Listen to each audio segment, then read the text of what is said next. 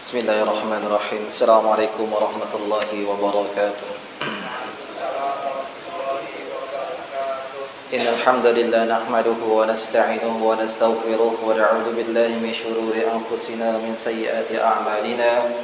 May yahdihillahu fala mudilla lahu wa may yudlil fala hadiya lahu. Asyhadu an la ilaha illallah wahdahu la syarika lahu wa asyhadu anna Muhammadan 'abduhu wa rasuluh. Ya ayyuhalladzina amanu taqullaha haqqa tuqatih wa la tamutunna illa wa antum muslimun. Ya ayyuhan nasu taqu rabbakum alladzi khalaqakum min nafsin wahidah wa khalaqa minha zawjaha wa bassa minhuma rijalan katsiran wa nisaa'a wattaqullaha alladzi tasaaluna bihi wal arham innallaha kana 'alaykum raqiba.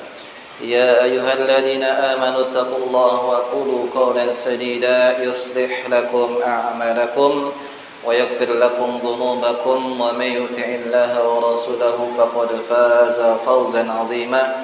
أما بعد فإن أصدق الحديث كتاب الله وخير الهدي هدي محمد صلى الله عليه وسلم وشر الأمور محدثاتها فإن كل محدثة بدعة وكل بدعة ضلالة وكل ضلالة في النار.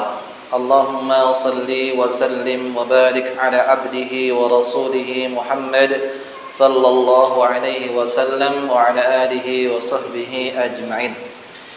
Alhamdulillah, kita berkumpul dalam majlis ilmu ini. Kita bertemu kembali di salah satu taman di antara taman-taman surga, di salah satu rumah di antara rumah-rumah Allah Subhanahu wa taala. Dan kita memohon kepada Allah Subhanahu wa taala dengan nama-namanya yang indah dan sifat-sifatnya yang mulia, agar Allah Subhanahu wa taala senantiasa menjaga iman kita, menjaga hidayah kita sampai kita dimatikan oleh Allah Subhanahu wa taala. Nabi mulia sallallahu alaihi wasallam mengatakan, man salaka tariqan fihi ilman sahallallahu bihi tariqan ilal jannah. Siapa yang pergi untuk belajar ilmu agama, maka Allah akan mudahkan jalannya untuk menuju surga Allah Subhanahu wa taala. Maka di antara salah satu jalan seorang itu memasuki surga Allah dengan cara belajar ilmu agama. Dan belajar ilmu agama merupakan ibadah yang terlebih lagi di zaman fitnah saat ini, di akhir zaman. Maka seorang hendaknya dia harus mempersenjatai dirinya dengan ilmu yang menerangkan, mengajak dirinya untuk senantiasa takut kepada Allah, ilmu yang akan mengajarkannya senantiasa berhati-hati di dalam menjalankan kehidupan agama, menjalankan kehidupan di dunia ini. Taib, para ikhwan, para akhwat, rahimani wa rahimakumullah, kita kembali melanjutkan pembahasan kitab Aqidatul Imam Syafi'i, akidahnya Imam Syafi'i, kama dawwanaha fi kitabihi aw rawaha anhu talamiduhu, sebagaimana ditulis di dalam kitab-kitabnya atau diriwayatkan oleh murid-muridnya, yang ditulis oleh Syekh Nu'man bin Abdul Karim Al-Watar hafizahullahu taala. Pada pertemuan yang lalu telah kita bahas tentang masalah bid'ah, ya. Maja'a al-Imam Syafi'i rahimallahu ta'ala fi dhabitil bid'ati wa dhammi ahliha, yaitu apa yang datang dari Imam Syafi'i rahimallahu ta'ala tentang apa itu bid'ah dan celaan bagi pelaku bid'ah. Dan ternyata al-Imam Syafi'i rahimallahu ta'ala menyebutkan di dalam kitab-kitab dan ucapannya ada bid'ah. Maka sungguh aneh bila ada yang mengaku Syafi'iyah tapi alergi dengan makna atau istilah bid'ah. Sekarang kita masuk kepada bab yang baru. Ma jaa'a al-Imam Syafi'i rahimahullahu taala fi 'adamil iktirari bi sahibil bid'ah walau tara fil hawa. Apa yang datang dari Imam Syafi'i rahimahullahu taala agar tidak tertipu dengan ahlu bid'ah meskipun dia bisa terbang di atas udara.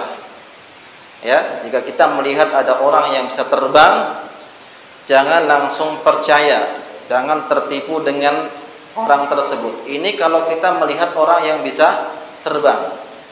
Lah kalau saat ini kan kita hanya sekedar mendengar cerita, si fulan bisa terbang, si fulan bisa menembus langit, bisa mi'raj sampai 70 kali dalam semalam, si fulan bisa gini dan gitu segala macam. Itu baru cerita.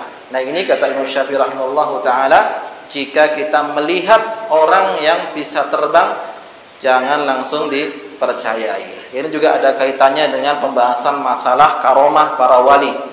Karena sebagian orang itu menyangka bahwa wali Allah itu adalah orang yang mesti memiliki kesaktian.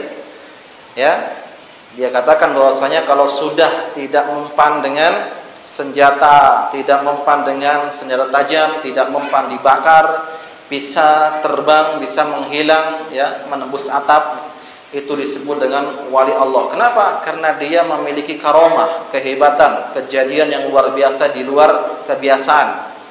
Nah, ternyata wali Allah Subhanahu wa taala itu adalah mereka orang-orang yang beriman kepada Allah, bertakwa kepada Allah Subhanahu wa taala, beriman kepada Allah Subhanahu wa taala. Setiap orang yang beriman dan bertakwa kepada Allah maka disebut dengan wali Allah. Ala inna awliya Allahi la khaufun alaihim wa la hum yahzanun alladzina amanu wa kanu yattaqun.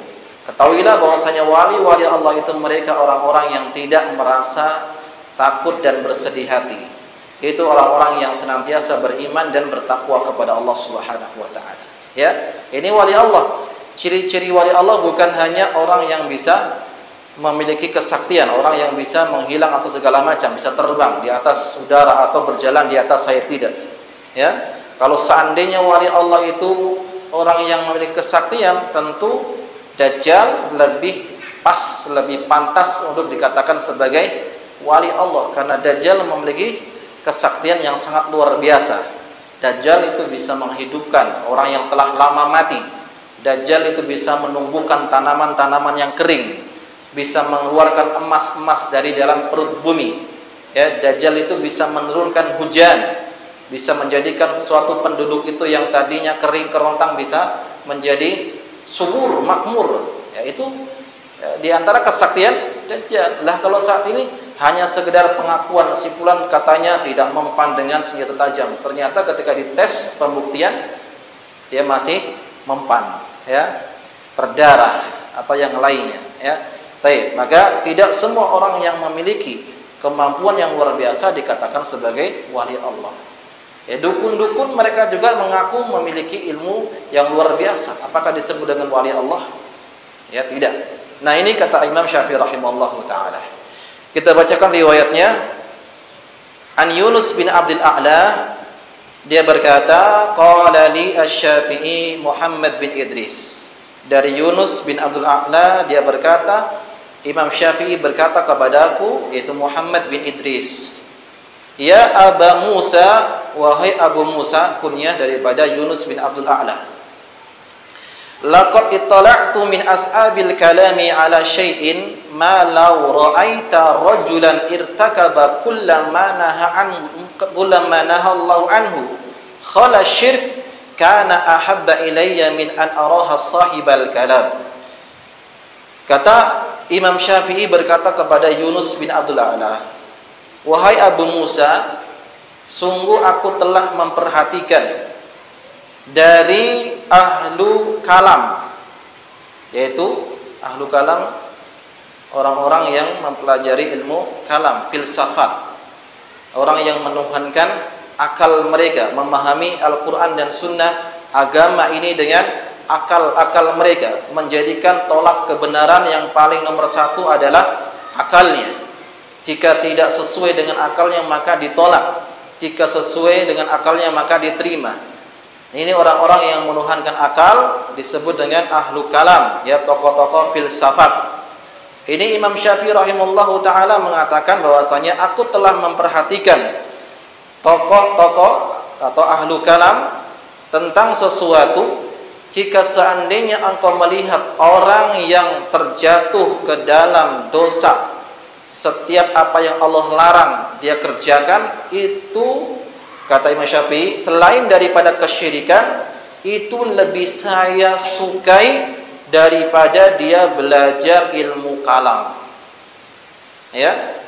Sekali lagi kata Imam Syafi'i rahimahullahu taala, aku melihat ya tentang kepada orang yang mempelajari ilmu kalam atau ahlu kalam, jika seandainya ada orang itu terjatuh ke dalam dosa, semua dosa dia kerjakan, ya, selain daripada kesyirikan, itu lebih disukai daripada belajar atau menjadi pengikut ilmu kalam. Berarti di sini Al-Imam Syafi'i rahimahullahu taala mencela atau memuji? Mencela ilmu kalam, ilmu filsafat. Ya, sebagian orang itu menggandrungi, menjadikan tokoh, mengatakan hebat luar biasa orang yang sudah mempelajari filsafat. Biasanya di kampus-kampus umum diajarkan ilmu filsafat, ya. Dan orang yang sudah masuk filsafat kata-katanya luar biasa. Ya, dengan bahasa-bahasa yang modern bagi mereka, kata mereka. Tapi sebenarnya ilmu kalam itu sangat berbahaya. Ilmu kalam itu sesat dan menyesatkan. Ilmu filsafat itu sesat dan menyesatkan. Lebih mungkar daripada maksiat, lebih berbahaya daripada maksiat. Kenapa? Karena ilmu kalam itu merusak akidah. Merusak akidah dan agama, dirubah-rubah agama dikarenakan ilmu kalam, ilmu filsafat ini. Memahami Al-Quran atau dalil dengan akal-akal mereka. Nah, perkataan Imam Syafi'i rahimahullahu ta'ala ini bahwasanya orang yang terjatuh kepada dosa-dosa selain dari kesyirikan itu lebih disukai daripada ilmu kalam, belajar ilmu kalam. Ini bukan berarti Imam Syafi'i rahimahullahu taala memerintahkan orang untuk melakukan banyak dosa, bukan. Ya, atau meremehkan dosa-dosa, tidak. Sebagaimana Allah Subhanahu wa taala mengatakan dalam Al-Qur'an, "Innallaha la yaghfiru ayyushraka bihi wa yaghfiru ma duna dzalika liman yasha." Sesungguhnya Allah itu tidak mengampuni dosa kesyirikan dan mengampuni dosa di bawah kesyirikan bagi yang Dia kehendaki. Artinya, apakah Allah memerintahkan seorang itu silakan berbuat dosa selain syirik? Seperti itu pemahamannya? Tidak. Ya, ini sebagaimana dikatakan oleh Imam Syafi'i rahimahullahu taala, bahwa dosa-dosa itu memiliki dampak dan bahaya yang besar bagi diri dan agamanya. Tetapi ketika seorang itu mempelajari ilmu kalam, itu jauh lebih berbahaya, jauh lebih munkar, jauh lebih maksiat selain kesyirikan, ya, karena merusak agama dan merusak akidah. Ini orang-orang yang mempelajari ilmu kalam. Oleh karena itu Imam Syafi'i rahimahullahu taala menyebutkan dalam suatu kasar atau suatu asarnya, suatu kalamnya, beliau mencela orang yang mempelajari ilmu kalam. Kata beliau, "Hukmi fi ahlil kalami an yudrabu bil jaridi wan ni'al." Hukumanku bagi orang yang mempelajari ilmu kalam, ilmu filsafat, adalah dia dipukul dengan pelepah jarid atau dipukul dengan sendal. Ya, kalau di sini pelepah apa yang cocok? Pelepah sawit. Ya, ambil pelepah sawit, pukul. Bagi siapa? Yang mempelajari ilmu kalam. Itu kata Imam Syafi'i rahimahullahu taala. Ya, siapa-siapa yang mengaku dirinya Syafi'iyah, perhatikan. Ya, siapa yang menghukumanku bagi para pengikut atau mempelajari ilmu kalam adalah untuk dipukul dengan jarid wan ni'al, yaitu pelepah ataupun sendal. Wa yuhmal ala ibil wa yutafu bihim fil asyair wal qabail, kemudian dinaikkan di atas unta lalu diarak keliling kampung, ya, keliling kabilah-kabilah, wa yunadihim, kemudian dikatakan kepadanya, hadza jazaa'un liman tarakal kitaba wa sunnah wa aqbala ala ilmil kalam. Ini balasan atau hukuman bagi orang-orang yang meninggalkan Al-Qur'an dan sunnah tetapi justru dia lebih mempelajari ilmu kalam, filsafat. Ini celaan yang keras dari Imam Syafi'i rahimahullahu taala kepada para pengikut atau orang yang mempelajari ilmu filsafat, ilmu kalam. Ya, bahkan tokoh filsafat yang terkenal yang bernama Fakhruddin Ar-Razi, beliau menyesal di akhir-akhir kehidupannya. Kata beliau, nihayatul iqdamil uqul iqal. Ya, hasil atau akhir daripada mendahulukan akal itu adalah kebodohan. wa ghayatu sa'il alamina dhalal, dan akhir daripada mempelajari ilmu kalam adalah kesesatan. Wa arwahuna fi wahsyatin min jusumina wa hasilud dunyana adan wa balu, dan jiwa-jiwa kami tidak tenang, dan hasil dari mempelajari ilmu kalam adalah kehinaan, ya, kehinaan. Walam nastafid min bahsina tul umrina siwa an jama'na kila wa qalu, dan tidak bermanfaat dari penelitian kami sepanjang hidup kami kecuali hanya mengumpulkan perkataan fulan dan mengumpulkan perkataan si fulan. Menyesal Fakhruddin Ar-Razi, tokoh filsafat yang terkenal, menyesal. Ya, bagaimana mungkin kita seorang muslim berbangga-bangga dengan ilmu filsafat, ilmu kalam, ya. Baik. Qala, kemudian Yunus bin Abdul A'la berkata, "Qultu ya Aba Abdillah." Aku berkata kepada Imam Syafi'i, Abu Abdillah, kunyahnya Imam Syafi'i. "Wa tadri ma yaqulu sahibuna adhunhu qala?" Apakah engkau tahu wahai Imam Syafi'i apa yang dikatakan oleh sahabat kami, dan yang saya kira adalah dia berkata, Al-Lais bin Sa'ad, itu yang berkata Al-Lais bin Sa'ad, dia berkata, kana yaqul law ra'aita sahibal kalami yamshi 'alal ma la ta'mananna nahiyatah. Jika engkau melihat ahlu kalam yamshi, berjalan di atas air, berjalan di atas air, ya, jangan engkau percaya dengannya. Lalu dia berkata, Imam Syafi'i berkata kepadaku, qad qasiru, masih kurang. Ditambahi lagi oleh Imam Syafi'i rahimahullah, walakin la ra'aita sahibal kalam yamsi fil hawa. Ya, jika seandainya kau melihat orang atau pelaku ahlul kalam, sahibul kalam, ahlul filsafat, ahlul bid'ah, yamsi fil hawa, berjalan di atas udara, artinya terbang, bukan dengan parasut, ya, bukan dengan pesawat, terbang, ya, tanpa alat. Fala ta'mananna nahiyatah, janganlah sekali-kali percaya dengan dia. Ini mirip dengan ucapan Syafi'i rahimahullah taala di kalam yang lain, di ucapan yang lain. Beliau mengatakan, idza ra'aitumur rajula yamshi 'alal ma' wa yatiru fil hawa fala taghtarru bihi. Apabila engkau melihat seorang itu bisa terbang di atas udara atau berjalan di atas air, jangan tertipu dengannya. Hatta tu'radu amrahu 'alal kitabi was sunnah, sampai engkau gandengkan ucapannya itu, tingkah lakunya itu, perbuatannya itu, ibadahnya itu, ibadah mereka itu dengan Al-Quran dan Sunnah. Jangan langsung percaya, ya. Ini kalau kita lihat langsung. Bagaimana kalau kita sudah hanya sekedar mendengar Habib si fulan itu bisa menghidupkan orang. Bahkan saya dengar tadi di sebuah video, potongan video, ada seorang Habib, oknum Habib, yang katanya bisa menyabut arwahnya, cabut arwahnya sampai ke tenggorokan, lalu dia meminta tolong kepada kakek buyutnya, akhirnya dikembalikan lagi, dicabut lagi, kemudian minta tolong kepada kakek buyutnya, dikembalikan lagi sampai 3 kali. Ini cerita apa namanya? Dongeng sebelum tidur. Biasanya kalau anak-anak didongengin sebelum tidur, ceritain kisah-kisah para sahabat. Kalau ini cerita kisah-kisah palsu, ya. Inilah ahlu bid'ah, mereka berdusta, menggiring atau mengajari umatnya kaum muslimin dengan dusta. Dan ini mereka adalah orang-orang yang berbahaya sekali. Dan ternyata juga masih banyak yang percaya dengan ucapannya. Na'udzubillah. Nah, jangan antum percaya dengan orang seperti ini. Orang yang di kesaktian yang luar biasa, jangan langsung percaya sampai ditimbang dulu.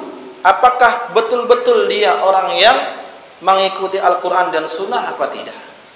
Ya, ini perkataan daripada Al-Imam Asy-Syafi'i rahimallahu ta'ala.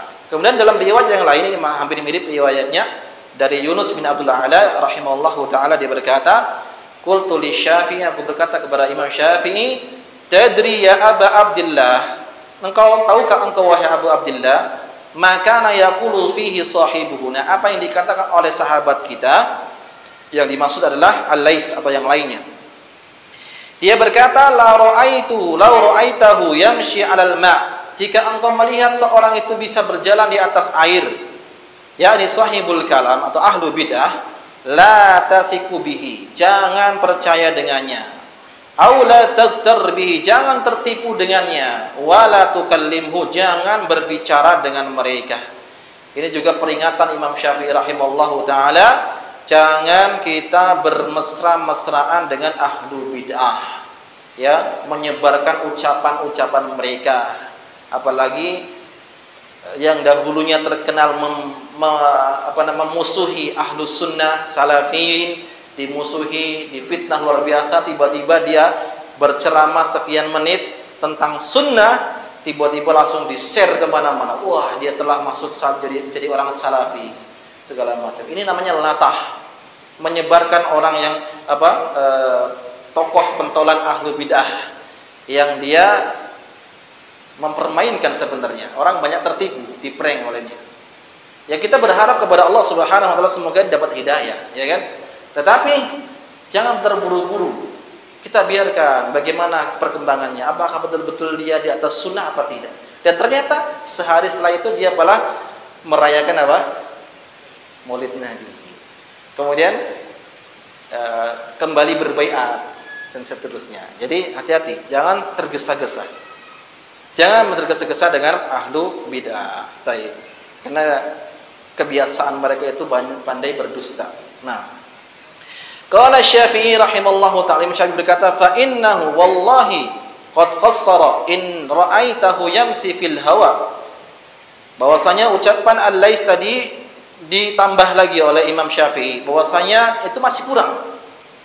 Jika seandainya kau melihat ia berjalan di atas udara, terbang di atas udara, fala tarkan ilai, jangan langsung percaya dengan kepadanya, ya, jangan langsung mempercayai, oh ini ternyata ahlu sunnah atau ini wali Allah Subhanahu wa taala. Tidak, sekali lagi kita katakan tidak semua wali Allah itu memiliki kemampuan yang luar biasa. Tidak semua wali Allah itu sakti mandraguna. Tidak, ya. Wali Allah itu adalah yang beriman dan bertakwa. Setiap yang beriman dan bertakwa, maka itu adalah wali Allah Subhanahu wa taala. Ya. Maka dalam ciri-ciri hadisnya disebutkan, man ada li waliyan faqad adantuhu biharb. Siapa yang memusuhi wali-waliku, maka aku umumkan peperangan kepadanya. Di antara ciri-cirinya adalah orang yang senantiasa mendekatkan dirinya dengan amalan yang wajib dan mendekatkan dirinya dengan amalan yang sunnah. Nah, ini mengaku atau diklaim sebagai wali Allah tapi enggak sholat, tidak pakai baju, ya, pakai celana pendek, merokok di masjid. Ya, itu wali Allah. Bagaimana disebut wali Allah? Sebenarnya yang gila itu siapa? Yang dijadikan wali Allah atau pengikutnya? Nah, ya, ini kan tidak, katanya setiap wali Allah itu yang memiliki kemampuan dan sakti mandraguna. Tidak. Kalau dia meninggalkan Al-Quran dan Sunnah, bahkan dia tidak melaksanakan perintah Allah, itu bukan wali Allah, tapi wali syaitan. Nabi SAW saja yang jelas-jelas akan masuk surga, ya, ampuni dosa-dosanya oleh Allah Subhanahu wa taala, yang pertama kali membuka pintu surga itu masih beribadah, masih sholat sampai akhir hidupnya.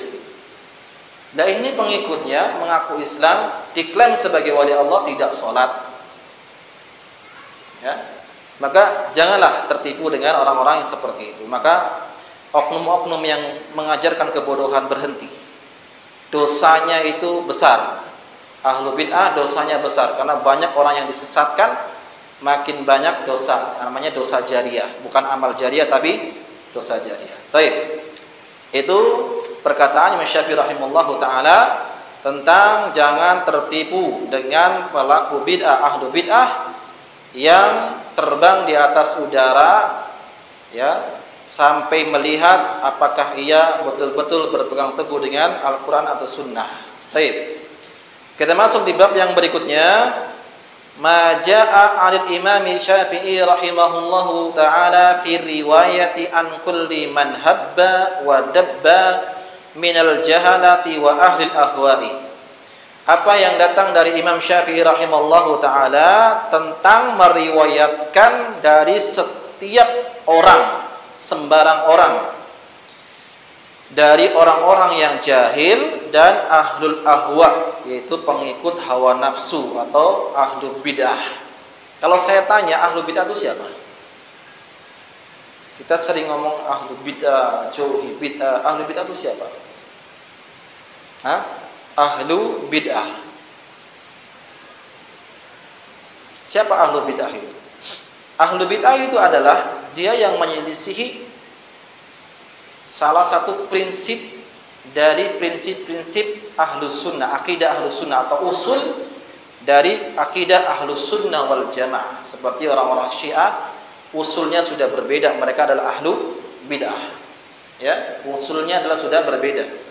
Ini adalah ahlu bid'ah dan yang lainnya yang menyelisih prinsip usul akidah ahlu sunnah adalah mereka ahlu bid'ah. Taib, kata Imam Syafi'i rahimahullahu taala, jangan sembarangan meriwayatkan. Ini masih ada kaitannya dengan yang tadi ya. Jangan sembarangan meriwayatkan riwayat dari sembarang orang yang jahil ataupun orang yang mengikuti hawa nafsu. Kita baca riwayatnya dari Rabi' bin Sulaiman, murid Imam Syafi'i rahimahullahu taala, dia berkata, "Sami'tu Syafi'iyya," aku mendengar Imam Syafi'i berkata, wa dzukira, disebutkan di sisi Imam Syafi'i, man yahmilul ilma juzafan, orang yang mencari menimba ilmu serampangan. Faqala, Imam Syafi'i berkata, hadza mislu hatibi lailin, orang yang seperti ini seperti orang yang mencari kayu bakar di malam hari. Orang yang mencari ilmu sembarangan, tidak pilih-pilih guru, artinya dalam artian tidak selektif dalam memilih guru, apakah dia ahlu sunnah atau bukan, ya. Sembarang orang yang penting terkenal di YouTube, banyak followernya, retorikanya luar biasa, tidak mau dikritik, anti kritik, ya, ngeles terus kalau dikritik, banyak pengikutnya. Tidak boleh sembarangan seperti itu. Nah, orang yang seperti ini cara belajarnya, kata Al-Imam Syafi'i rahimahullahu taala, seperti orang yang mengambil kayu bakar di malam hari. Ya. Yaqta'u khuzmatal hatabi, dia memotong seikat kayu bakar, fayahmiluha, kemudian dia mengangkutnya, membawanya, wala'alla fihal af'a taldaguhu, bisa jadi yang dia angkut, yang dia ambil ternyata adalah seekor ular yang ternyata akan menggigitnya. Wa huwa la yadri, dan dia tidak tahu.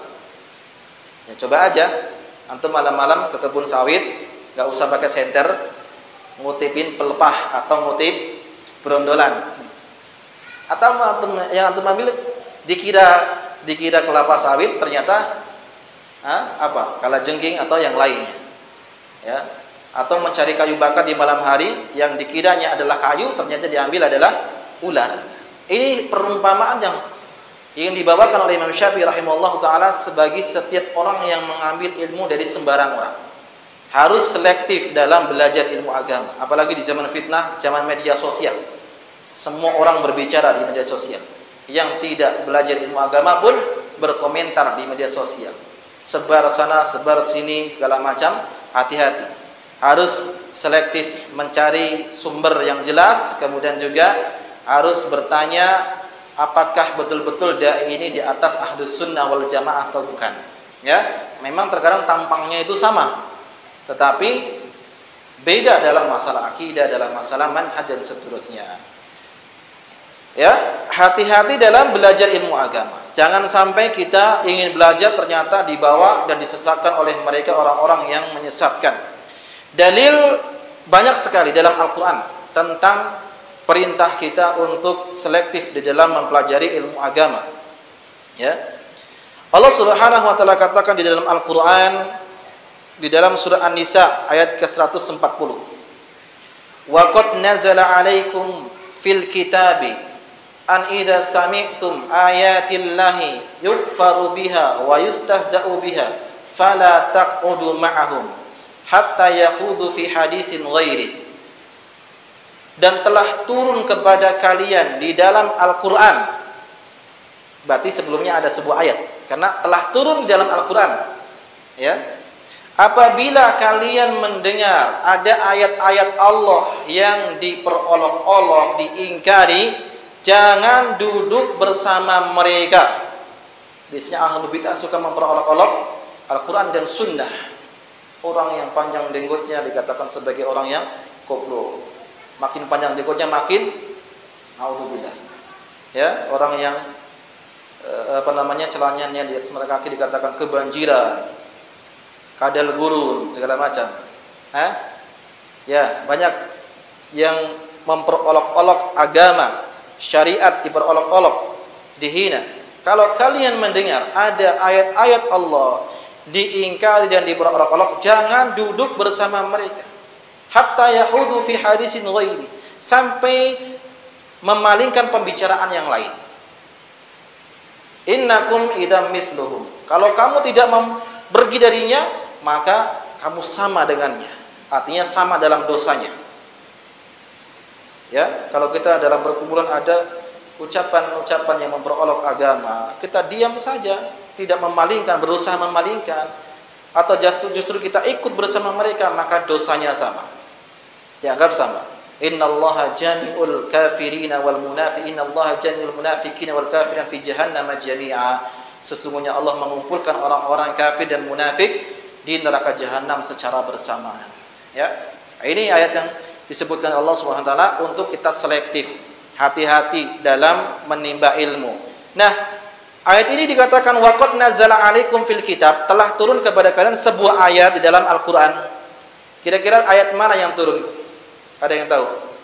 Terdapat di dalam surat Al-An'am ayat yang ke-68. Allah Subhanahu wa taala mengatakan, "Wa idza ra'aital ladzina yahuduna fi ayatina fa'rid anhum." Jika engkau melihat orang yang memperolok-olok ayat-ayat kami, berpaling dari mereka. Ya, berpaling dari mereka hatta yahudu fi hadisin ghairi, sampai bisa memalingkan pembicaraannya dengan misi yang lainnya. Dan ini tafsirkan oleh para ulama, ya, dikatakan oleh Ad-Dhahhak bahwasanya dakhala fi hadhil ayah kullu muhdisin fid din wa mubtadi'in ila yaumil qiyamah. Masuk dalam ayat ini setiap orang-orang yang melakukan perbuatan bid'ah, amalan baru dalam agama sampai hari kiamat. Berarti kalau ada orang-orang yang memperolok-olok ayat Allah Subhanahu wa taala, para pelaku bid'ah, tinggalkan, jangan didengarkan. Jangan kita merasa sok hebat. Oh, saya sudah ngaji. Apalagi saya sudah senior. Lama ngaji, 15 tahun. Enggak apa-apalah datang kepada mereka. Sudah kuat. Jangan. Al-qulubu dha'ifah wa asy-syubhat khatafah. Hati itu lemah dan syubhat itu menyambar-nyambar. Atau enggak tahu ternyata dia banyak menyebarkan syubhat. Dalil yang kedua, Nabi SAW menyebutkan dalam hadis yang dikutip Imam Abu Dawud, man sami'ad dajjal, siapa yang mendengar dajjal, falyan'a anhu, hendaknya dia menjauh. Diulang lagi, man sami'ad dajjal falyan'a anhu, siapa yang mendengar dajjal hendaknya dia menjauh. Kata Nabi SAW, yahsibu annahu mu'min, fa innahu ar-rajul, fa innar rajula ya'tihi yahsibu annahu mu'min, fama yazalu bihi lima ma'ahum nasyubha hatta yattabi'ahu. Ternyata ada seorang yang sok hebat datang menemui Dajjal dan dia menyangka dirinya sudah beriman kepada Allah Subhanahu wa taala. Ternyata dia terkena syubhatnya Dajjal dan menjadi pengikutnya Dajjal. Ini hati-hati dari Dajjal supaya tidak terkena syubhatnya. Nah, ini juga dalil sebuah bagaimana bahwasanya kita harus berhati-hati dalam mempelajari ilmu agama. Bertanya dulu, ini benar apa tidak ustadznya? Ahlus sunnah atau bukan? Ya, jangan semuanya dibawa dipelajari langsung bertanya kepadanya atau mempelajari di YouTube-nya segala macam. Harus selektif dalam memilih guru, ya. Hati-hati dengan syubhat ini. Kemudian dalil yang berikutnya yang ketiga. Nabi sallallahu alaihi wasallam mengatakan inna min asyratis saah. Sesungguhnya di antara tanda hari kiamat an yultamasal ilmu inda as-saghir. Orang banyak mempelajari ilmu dari as-saghir. Kata Abdullah bin Mubarak, al-as-saghir adalah ahlul bid'ah. Para pelaku bid'ah, ahlul bid'ah. Ya, di antara ciri-ciri tanda dekatnya kita dengan hari kiamat Banyak orang yang mulai belajar kepada ahlu bid'ah. Ya, padahal ustaz salaf banyak, tapi dia naudzubillah ya, mungkin merasa kokoh dirinya, merasa hebat, akhirnya belajar kepada ahlu bid'ah. Ini sebagai dalil bahwasanya kita harus selektif dalam mempelajari ilmu agama. Dalil yang berikutnya Allah Subhanahu wa taala katakan dalam Al-Qur'an, "Fas'alu ahla dzikri in kuntum la ta'lamun." Bertanya kepada ahlu dzikri, para ulama. Ulama yang seperti apa? Ulama yang darah dagingnya itu betul-betul di atas sunnah, mengajak kaum muslimin untuk beribadah kepada Allah, mengajak kaum muslimin untuk mengikuti Al-Qur'an dan sunnah. Ya, bukan ke kelompoknya, organisasinya, apalagi musim-musim saat ini dimanfaatkan oleh orang-orang yang ingin mencari suara. Ini dia. Jadi dalil bahwasanya hati-hati di dalam menuntut ilmu agama. Kemudian qultu, yaitu kata Rabi' bin Sulaiman, Ibn Abi Hatim yaqul, dia berkata, Ibn Abi Hatim berkata, yakni man yaktubal ilma ala ghairi fahmin, siapa yang menulis ilmu tanpa dia pahami, wa yaktubu anil kadzdzab, dan dia menulis ilmu dari orang-orang pendusta, dari ahlu bid'ah, wa anis saduq, dan dia menulis ilmu dari orang yang jujur, artinya semua orang diambil ilmunya, wa al mubtadi', dari pelaku bid'ah, wa ghairuhu, dan lain sebagainya, fayahmilu anil kadzdzab wal mubtadi' al abatil, maka dia akan membawa kedustaan dan kebatilan. Fayasiru dzalika naqsan li imanihi wa huwa la yadri, maka ilmu yang dia dapatkan itu akan mengurangi keimanannya dan dia tidak tahu. Ya, ini hati-hati dalam mempelajari ilmu agama. Oleh karena itu Al-Imam Ibnu Sirin berkata, inna hadzal ilma dinun, sesungguhnya ilmu itu adalah bagian dari agama. Fandu amman ta'khuduna dinakum, maka lihatlah kepada siapa kalian mengambil ilmu. Hati-hati, jangan sembarangan, ya. Baik. Ikhwani wa akhwati fillah, kaum muslimin wal muslimat rahimani wa rahimakumullah. Fenomena yang terkadang saya sayangkan, sebagian orang kaum muslimin itu bermudah-mudahan dalam mengambil referensi. Ya, dia tidak lihat terlebih dahulu siapakah orang itu, apakah ia betul-betul di atas sunnah atau tidak, ya. Dan ini terkadang yang menjadikan perselisihan di antara tengah-tengah kaum muslimin, khususnya di para ikhwan as-salafin. Baik. Kemudian wa'ani Yahya bin Zakaria, dari Yahya bin Zakaria, dia berkata, sami'tu Rabi' yaqul, aku mendengar Rabi' berkata, sami'tu Syafi'iyya yaqul, aku mendengar Imam Syafi'i berkata, man lam yas'al aina, siapa yang tidak bertanya siapa gurunya, fahuwa kahatibil lailin yahmilu ala dhahrihi hazmatu hatabin fala'alla fiha af'a taldahu, maka orang yang ingin belajar agama tidak bertanya siapa gurunya, maka orang seperti ini seperti pemikul kayu bakar di malam hari, atau orang yang mencari kayu bakar di malam hari. Ia memikulnya di atas punggungnya seikat kayu bakar. Fala'alla fiha af'a taldahu, ternyata yang dipikul di dalam tumpukan kayu bakar itu ada ularnya. Ya, ada ularnya yang menyengatnya, menggigitnya. Ini hati-hati.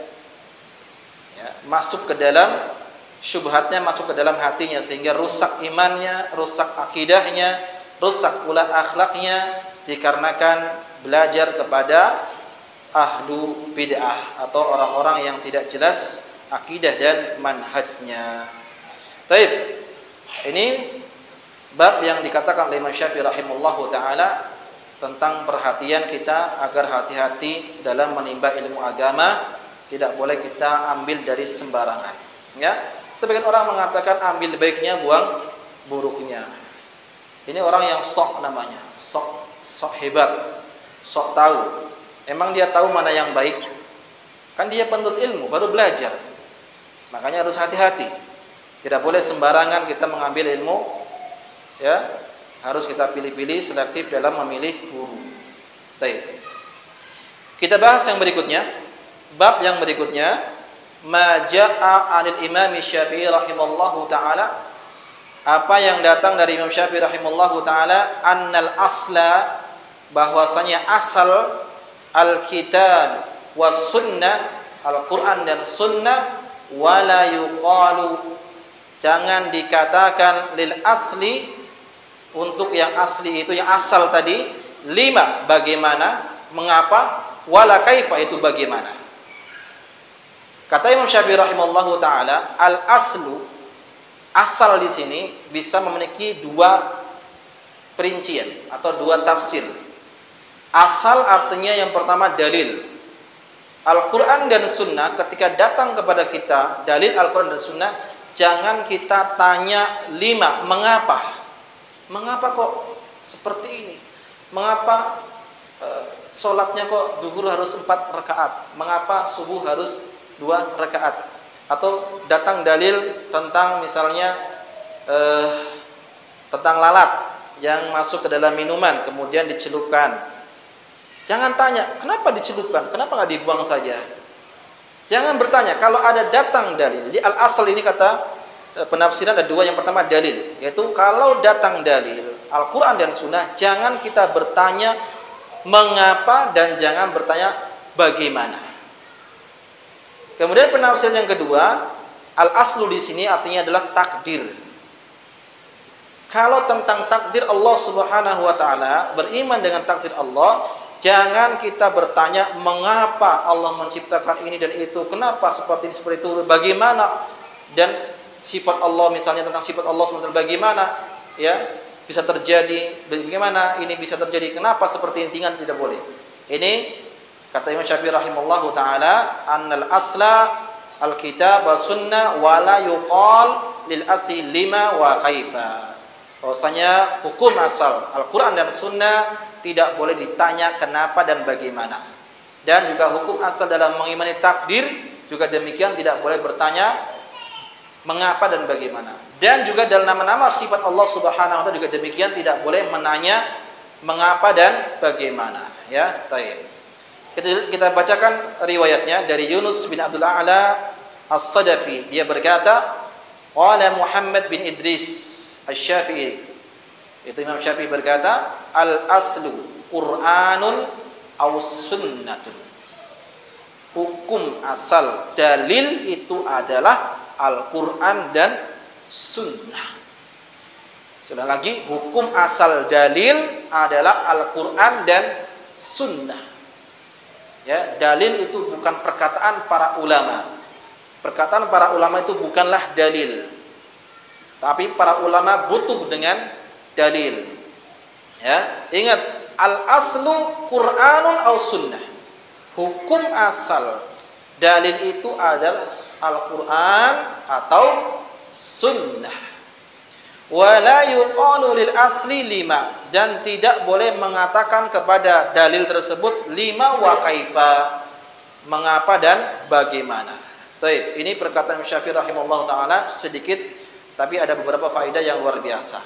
Ya, yang pertama faedahnya adalah bahwa di dalam kita beragama yang menjadikan dalil adalah Al-Quran dan Sunnah, bukan perasaan, bukan akal-akalan, ya, bukan hawa nafsu. Mana dalilnya? Banyak. Dalam surah An-Nisa ayat ke-59, ya ayyuhalladzina amanu atiiullaha wa atiir rasul wa ulil amri minkum fa in tanaza'tum fi syai'in farudduhu ilallahi wa rasuli. Wahai orang-orang beriman, taati Allah, taati Rasul dan pemimpin di antara kalian. Kalau terjadi perselisihan di antara kalian, maka kembalikan ilallah, itu kepada Al-Qur'an, wa Rasul, kepada hadis Nabi sallallahu alaihi wasallam. Ini yang pertama dalilnya. Kemudian Allah mengatakan ittabi'u ma unzila ilaikum min rabbikum. Ikutilah apa yang Allah turunkan kepada kalian dari Allah Subhanahu wa taala. Itu apa? Al-Qur'an. Jadi dalil itu adalah Al-Qur'an. Yang pertama, yang kedua atau sunnah Nabi sallallahu alaihi wasallam.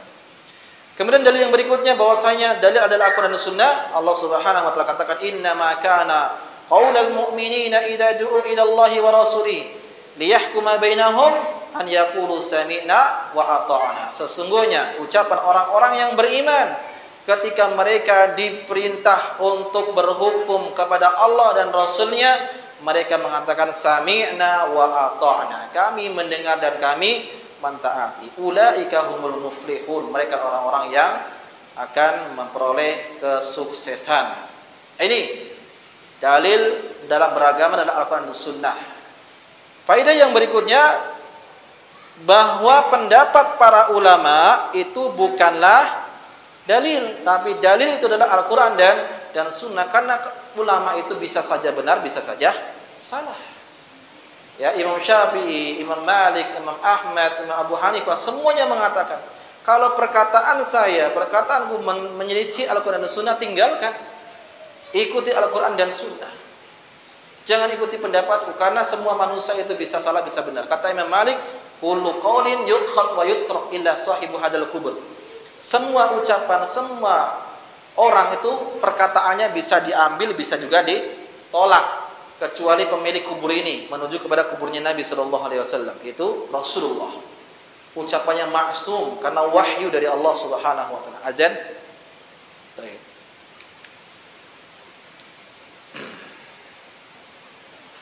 Ya, kita berhenti.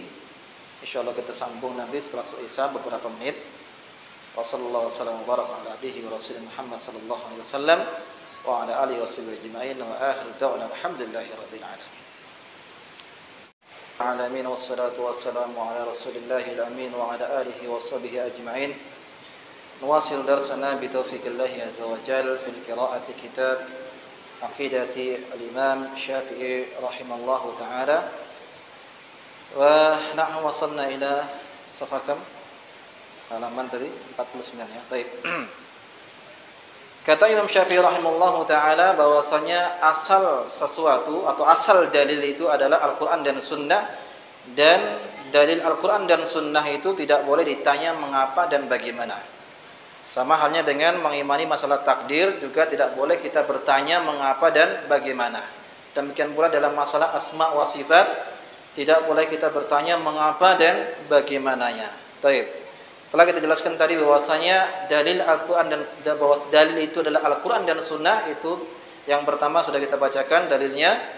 Kemudian faedah yang berikutnya bahwasanya pendapat para ulama itu bukanlah dalil, tetapi justru para ulama itu yang butuh dengan dalil, karena ulama itu bisa salah, bisa benar, kecuali Nabi sallallahu alaihi wasallam yang terjaga dari kesalahan karena ucapannya adalah wahyu dari Allah Subhanahu wa taala.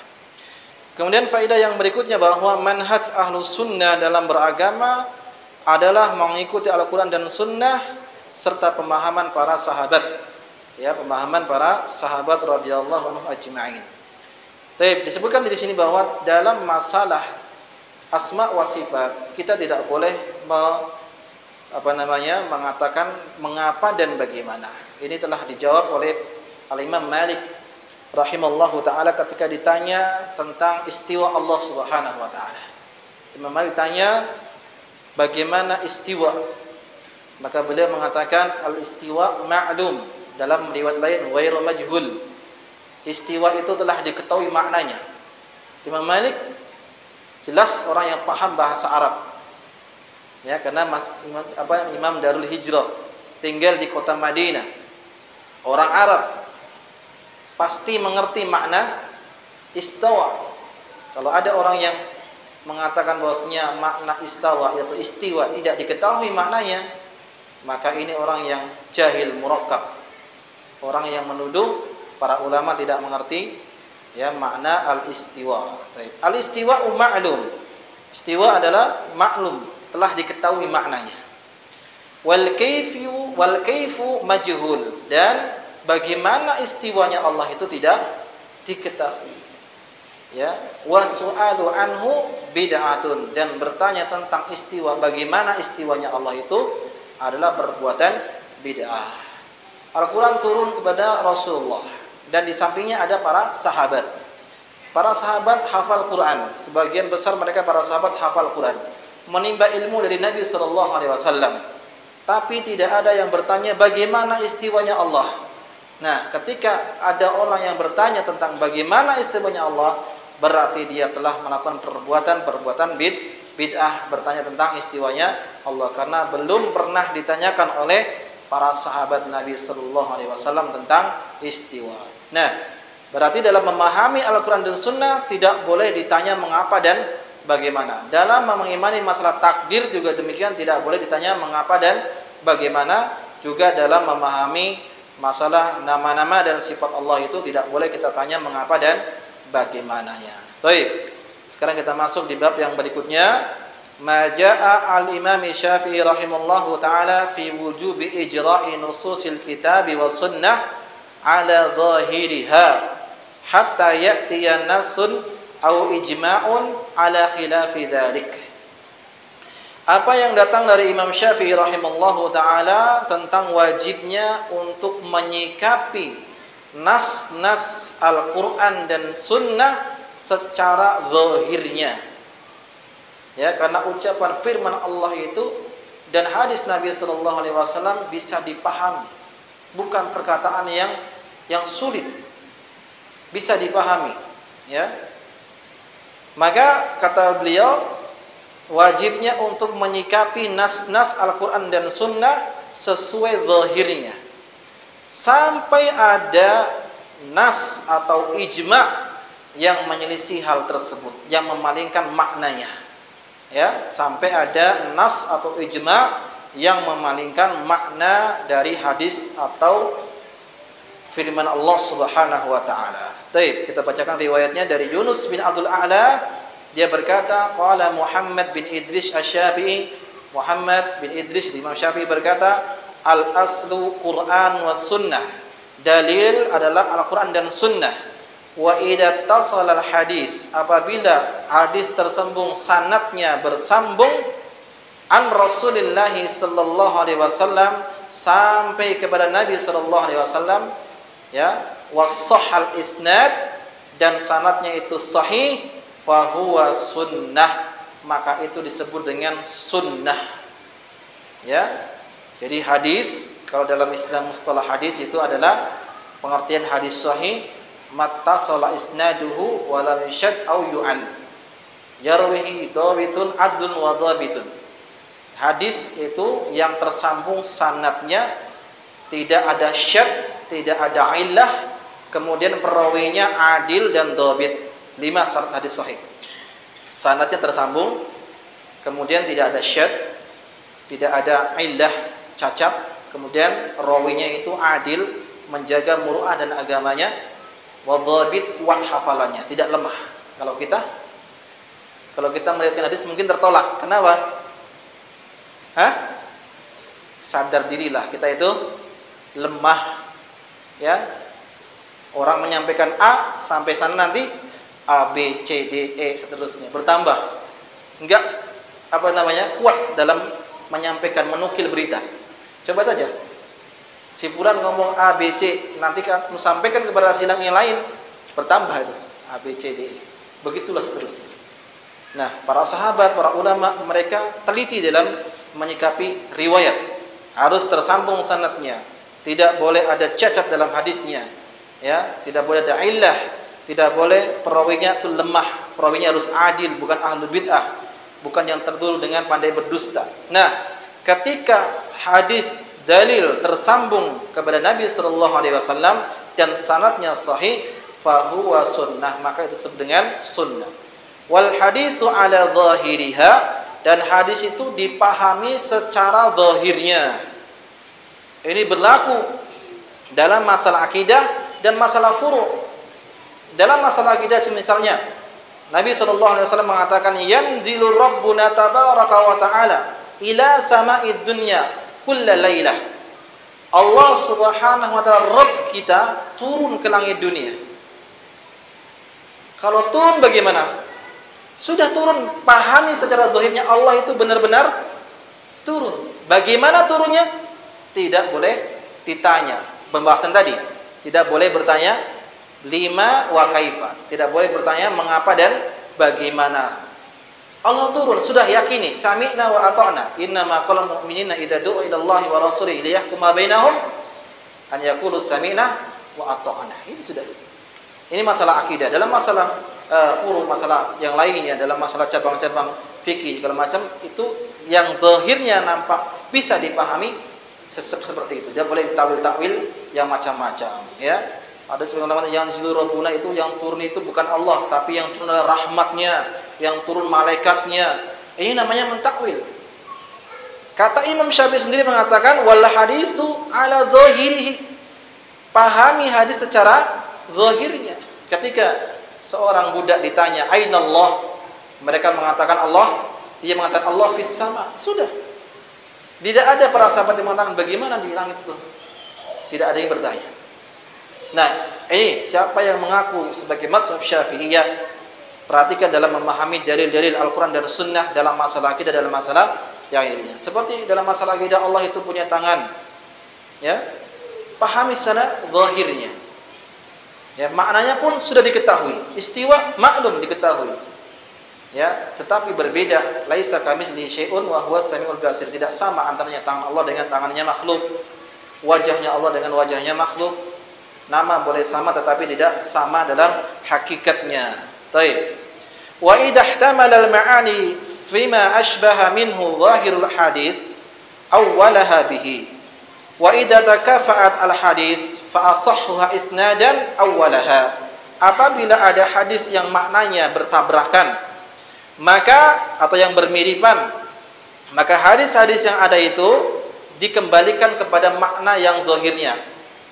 Ada makna yang mirip-mirip, maka zahirnya dipahami. Wa idza takafa'at, kalau ada yang sama atau bertabrakan, maka ambillah dalil yang sanadnya paling sahih. Antum ada tahu Sahih Bukhari sama Muslim, mana yang paling sahih? Sahih Bukhari, jelas. Ya, para ulama menyebutkan Sahih Bukhari adalah kitab yang paling sahih setelah Al-Qur'an. Ya. Baik, maka ambil sanad yang paling sahih. Jadi kalau ada dalil-dalil yang bertabrakan atau yang memilih makna yang sama atau yang bertabrakan, maka kembalikan kepada makna zahir. Yang kedua, pilih yang paling sanadnya yang paling sahih. Kemudian waqala Imam Syafi'i rahimallahu taala wal Qur'anu ala zahiri. Demikian pula dalam memahami Al-Qur'an, pahami secara zahirnya hatta ta'tiya dilalatan minhu aw sunnah, sampai ada dalil yang lain yang memalingkan makna tersebut, ya, sunnatan aw ijma'an, baik dengan sunnah atau hadis Nabi sallallahu alaihi wasallam atau ijma' bi annahu ala batin duna zahiri, bahwasanya makna ini makna tersirat, ini perlu ditafsirkan. Kalau ada penafsirannya, kita maknai dengan penafsirannya. Banyak Al-Qur'an dalam keadaan umum ditafsirkan oleh Nabi sallallahu alaihi wasallam dalam hadis-hadisnya, banyak, ya. Al-Quran datang dalam keadaan makna secara umum ditafsirkan oleh Nabi SAW dalam hadisnya, banyak. Nah, kalau tidak ada yang menafsirkan di hadis ataupun ijma', kita pahami secara zahirnya. Baik. Wa qala rahimallahu ta'ala wa annahu al-hadis wa ala zahirihi. Dan Imam Syafi'i rahimallahu ta'ala mengatakan memahami hadis juga demikian sesuai dengan zahirnya. Wala yuhalu ila batin wala khasun ila bila bi khabarin anin Nabi sallallahu alaihi wasallam la an ghairihi. Tidak boleh memakna khusus kecuali dengan dalil dari Nabi sallallahu alaihi wasallam, tidak boleh dari yang lainnya. Ini bab yang keberapa ini, ya, tentang perkataan Imam Syafi'i rahimallahu taala untuk menyikapi nas-nas Al-Qur'an dan Sunnah, baik dalam masalah akidah atau dalam masalah furu', harus sesuai dengan zahirnya, tidak boleh takwil-takwilkan, terlebih lagi dalam masalah asma wa sifat. Ya, baik, kita akan tambah sedikit perkataan dari para ulama tentang wajibnya kita untuk menjauhi ahlu bid'ah. Ya, kata Abdullah ibnu Abbas radhiyallahu taala anhuma, kata beliau, la tujalis ahlal ahwa, jangan duduk-duduk bersama pengikut hawa nafsu, pengekor hawa nafsu, ahlu bid'ah. Fa inna mujalasatahum mumridatun lil qalb, karena duduk bersama mereka itu dapat menimbulkan penyakit hati. Ya, duduk bersama ahlu bid'ah, antum dengarkan kajian ahlu bid'ah, ya, tokoh-tokoh menyimpang. Ya, kalau antum gayanya, oh, kita untuk mencari kesalahannya, nanti kita bantah. Siapa kita ini? Ya. Jangan merasa sok hebat. Bahkan seorang ulama yang bernama Abu Kilabah mengatakan, la tujalisu ahlal ahwa wa la tuhaddisuhum. Jangan kalian duduk-duduk bersama ahlu bid'ah. Jangan berbicara kepada mereka atau jangan mendebat mereka.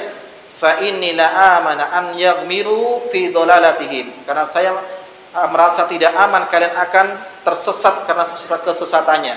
Au yalbisu alaikum ma kuntum ta'rifun, atau meniupkan syubhat-syubhat yang kalian tidak ketahui. Hati-hati dengan masalah duduk-duduk bersama pelaku bid'ah atau ahlu bid'ah. Ya. Maka jangan sampai kita lantas jadi orang ya, baru membaca ada seorang dai yang membaca Al-Qur'an dan Sunnah, langsung kita share, wah dia sudah menjadi salafi, masuk ke dalam salaf. Tentunya kita berdoa kepada Allah supaya dia mendapat hidayah, tapi jangan berlebihan. Baik. Kata Imam Malik rahimallahu taala, la yu'khadul ilmu an arba'ah. Tidak boleh diambil ilmu dari 4 orang. Yang pertama, safihun mu'linus safihi, atau orang yang bodoh yang menampakkan kebodohannya. Jahil tapi merasa tidak jahil. Menampakkan kebodohannya, berbicara di hadapan ramai orang, banyak orang, di media sosial dan seterusnya. Yang kedua, wasahibul hawa, wasahibu hawa yad'u ilaih. Pengikut hawa nafsu yang menyeru untuk mengikuti hawa nafsunya. Yang ketiga, wa rajulun ma'rufun bil kadibi fi ahadisin nas wa in kana la yukadzibu aw la yakdzibu ala Rasulillah sallallahu alaihi wasallam. Yaitu seorang yang terkenal dia pendusta. Memang ciri-ciri antara ahlu bid'ah itu suka berdusta. Menuduh dengan tuduhan yang dusta. Memfitnah ahlu sunnah dengan tuduhan yang keji. Ahlu sunnah, para salafin disebut takfiri, suka mengobral kafir, mengkapling-kaplingkan surga, ya, dan seterusnya. Padahal tuduhan itu kembali kepada mereka. Tuduhan itu kembali kepada mereka. Justru kiai-kiai mereka, ustaz-ustaz mereka yang mengklaim dirinya yang masuk ke dalam surga, tidak ikut kelompok ini pasti neraka. Kalau ada orang masuk surga itu karena ada kelompok ini. Nah, itu para tentara-tentara itu yang menjaga kiai, dia yang akan membuka pintu surga di akhirat. Na'udzubillah. Ya? Padahal tidak ada seorang pun dari ulama salaf yang mengklaim dirinya pasti masuk surga. Tidak ada. Karena urusan surga dan neraka itu di tangan Allah Subhanahu wa taala, kecuali dengan dalil. Ya, lah ini kok sembarangan. Kalau masuk ini pasti masuk surga. Ini siapa yang bisa menjamin dirinya pasti masuk surga? Nah, maka itu namanya tuduhan dusta, suka berdusta. Berdusta atas nama ya Allah Subhanahu wa taala, berdusta atas nama yang lainnya. Baik. Yang keempat adalah warajulun lahu fadlun wa salah la yu'rafu ma yuhaddisu bih. Orang yang ahli ibadah, orang yang rajin salat, rajin segala macam, dia ahli ibadah, tapi dia tidak paham apa yang dia katakan. Tidak bisa menyampaikan apa yang dia sampaikan. Maka ini juga jangan diambil ilmunya. Jadi 4 kata Imam Malik yang tidak berhak diambil ilmunya, orang yang jahil menampakkan kejahilannya, yang kedua pengikut hawa nafsu, yang ketiga adalah orang yang pendusta, dan yang keempat orang yang ahli ibadah tapi dia tidak mengerti apa yang dia sampaikan. Baik. Ini pembahasan kita ma'asyiral muslimin dan muslimat di malam hari ini. Insyaallah pertemuan akan datang kita masuk di bab-bab yang berikutnya. Di antara bab berikutnya adalah perkataan Imam Syafi'i rahimahullahu taala, tidak boleh kita mempertentangkan antara nas-nas syariat dengan akal. Ya, ini juga termasuk pembelaan atau celaan Imam Syafi'i kepada orang-orang yang menuhankan akal, khususnya para aqlaniyun, para tokoh-tokoh filsafat ahlu kalam atau tokoh-tokoh Mu'tazilah yang mereka memahami agama ini dengan akal-akal mereka. Ya, menjadi tolak ukur kebenaran adalah akal mereka. Na'udzubillah. Padahal kebenaran yang mutlak adalah Al-Qur'an dan Sunnah. Ya, baik. Kita cukupkan pada malam hari ini. Subhanakallahumma bihamdika asyhadu an la ilaha illa anta astaghfiruka wa atubu ilaik. Wa sallallahu wasallam wa baraka ala abdihi wa rasulih Muhammad sallallahu alaihi wasallam wa ala alihi wa sahbihi ajma'in. Wa akhiru da'wana alhamdulillahi rabbil alamin. Assalamualaikum warahmatullahi wabarakatuh.